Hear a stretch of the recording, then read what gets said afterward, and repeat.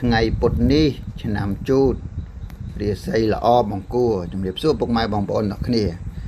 ណាពុកម៉ែបងប្អូនទាំងអស់គ្នាដឹងហើយថាឆ្នាំជូតណាឆ្នាំជូតគឺ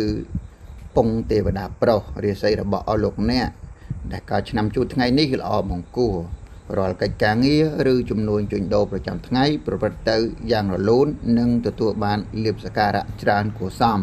គ្រាន់តែត្រូវចំណាយកម្លាំងកាយកម្លាំងចិត្តច្រើនបន្តិចថ្ងៃនេះហាមមានកម្មវិធីជួបជុំមិត្តភ័ក្តិផឹកស៊ីដល់យប់ជ្រៅ